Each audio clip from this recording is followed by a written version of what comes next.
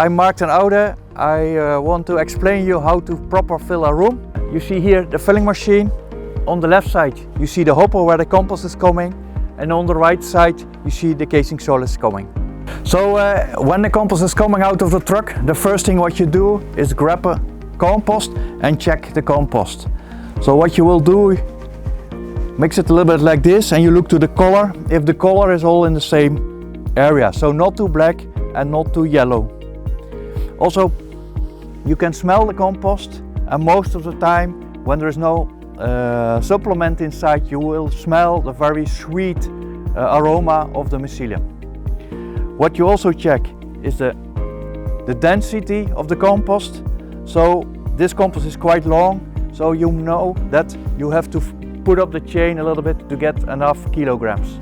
If the compost is, what I make now, a little bit shorter, if the compost is more short, there is less volume, so you have to downgrade the chain of the filling machine. When the compost has arrived from the conveyor, it comes in this conveyor, the small band. It goes left, right, left, right. What is important to check, especially in front of the chain, is that in the left, in the middle and in the right is the same height. And another thing to check, if this conveyor is not going too much on off. So you see that the level in front of the chain is always more or less in the same height. If that's going up and down, you will see that later back also in the filling.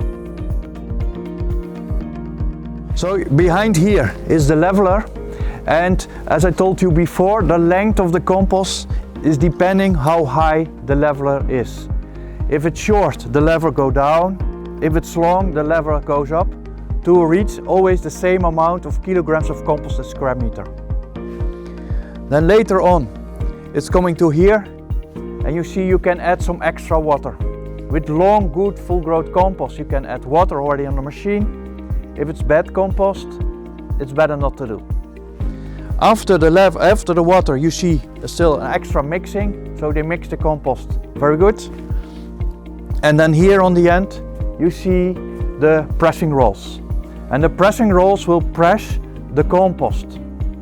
A long compost you can press more, a short compost you have to press less. Here the casing soil is coming from the truck inside the hopper for the filling machine. Important is to have it left, right and in the middle the same. Another point to think about is not to have too much casing soil in front of it, as less as possible, because the casing soil should be a little bit rolling apart. So we are a step further again. The compost arriving from here, casing soil arrive from here, and here we have an axle. And that axle makes sure that there is a little bit of compost throwing into the casing soil. We call that cacking. The speed of this one can adjust more or less cacking. Then we go to the next axle, and this axle will mix the casing soil. Also with this axle you can make cacking, so it goes deep enough and takes a little bit of compost into the casing soil. The speed of this one, how faster it goes, how finer you make the casing soil, how slower it runs, how more you keep structure. Important about this one is that you go always just on the compost. If you do the halfway, you have two kinds of layers of casing soil. So here's another axle. This axle takes care about the leveling of the casing soil. There are a few points important about the leveler. First of all, don't put too much cacking in front of the leveler. It will demolish your structure of the casing soil. Second thing what you can change with this one is the speed of the axle. So also with a higher speed you can make a finer surface, and if you have a low speed you make a more rough surface. So here you have the pressing roll. I don't like to use it too much. You should use it only for the big blocks to press a little bit, and also on the sides you press a little bit more to keep the sides clean. And in this case you have also in the middle a bigger pressure to make the line in the casing soil. So on the moment of filling you have the speed of the total filling machine, And the working speed should be exactly the same as the speed of the net, what's going into your room. Important, as you can see now, is that the machine constantly running, not that it stops, go and stop and go. It should be always running. When it's always running, the quality of filling will be better. Okay, so after filling, you look in the room. What you check is the amount of cacking. It's in all the room exactly the same. Another point what you can check is the height of the casing sole. So you put your finger inside and you can check, okay, how deep is it in the middle and on the side. It should be, of course, more or less the same. Then you take a part of the casing sole and also inside you look if you have all the same cacking material.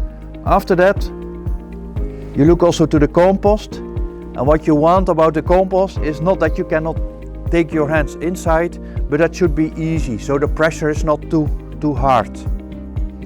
If you've got the compost, you check about the watering. During filling you already check the quality of the compost, but now you can also see it falls apart, so it's very easy to give this compost water. It's a long compost. So in the middle you have the line. In the line you can make on the filling machine, and the line is make sure the center. So on the left side the people pick from this side, and on that side, right side, they pick from that side. So it's more easy for picking. Another thing what you see here is you have very nice filling till the end. Every square meter or every part you don't fill is less mushrooms, of course. Now we're in a room 5 days after filling. On this moment you can very good see how the mycelium is recovering, and you see also immediately how the quality of filling was being. So if you look on this part, you see more or less the mycelium is all the same. So you see black, white, left, right, in the middle, it's all the same. So this is a good way of filling. 5 days after filling you see the big differences. One of the mistakes often made is that when you're changing the chain of the compost and you're not changing the ruffler of the casing sole, you will see the differences. Because if you bring up, for example, the chain of compost and you keep the same height of ruffling, then automatically the ruffler will take more compost inside, is more cacking, and you will see it's become more white. And of course opposite is the same.